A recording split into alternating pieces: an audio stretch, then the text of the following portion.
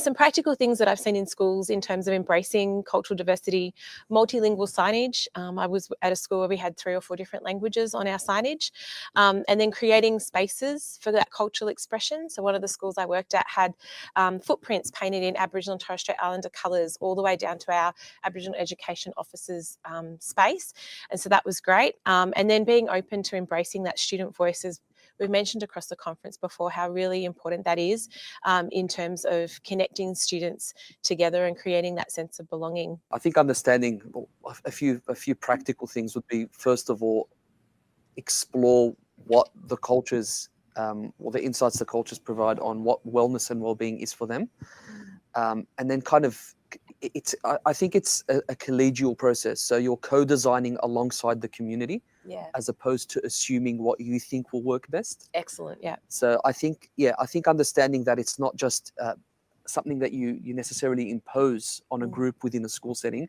It's something that you also need kind of constant feedback with. And I know, for example, working within Aboriginal and Torres Strait Islander communities, that the relationships that are built from the get-go are so important in building trust within a community. And that happens in, it's a two-way street. It's not necessarily something that's imparted on, but it's something that you both co-design and work together on. Yeah, and we talk about that in our cultural actions catalogue as well, that idea of walking softly and working together and moving together.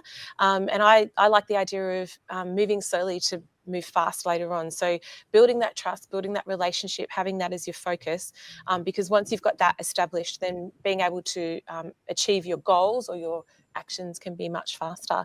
Sure. Tasneem, there's a question here which says, for students who are new culturally and coming into a place where there are students that are not as open-minded, do you have any strategies that might help them feel more included, or ways they might be able to share their culture with a bit of strength and a bit of, I guess, without feeling intimidated by the culture that they're coming into? Yeah, I would say, again, a mental health expert might be better at some of this response, but what I would say from a cultural inclusive lens is find the areas of commonality that do exist.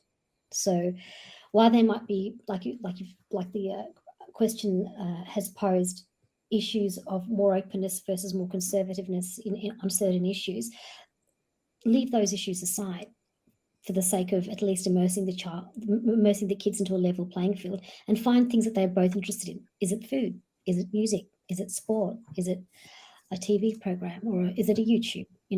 What is the thing that you can bring them onto so that they can realize that they do have something in common? And then once you establish that rapport, you build on that to then appreciate that there's differences beyond there. So while they might be different, you've certainly got something in common too. That's great. Actually, it reminds me of some of the lunchtime clubs we used to have at my school, where students would come together about the things that they loved.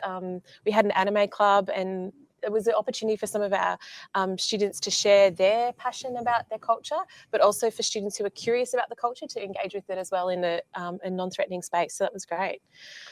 Okay, I think we're running out of time. Yeah. So we're going to move along. One thing I did want to draw your attention to is the BU professional learning that you can find on the BU website, and that's specifically looking at the mentally healthy communities domain, and going through modules and checking out the tips that are available on the website in terms of building more inclusive spaces for your students and young people within your learning community.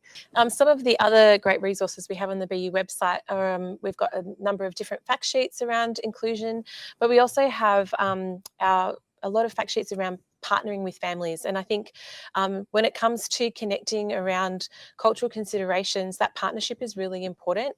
And I think as educators, sometimes we can sit back in that place where we're like sharing information. I share information with you, you share information with me, but partnership is actually coming together and working alongside. And so I think that's a really important way of looking at our connection with families as educators. But then that's also something we can do from that cultural perspective too, I think, where we can come alongside and share together and learn together. So I think that's really important when it comes to our learning and embracing cultural diversity in schools.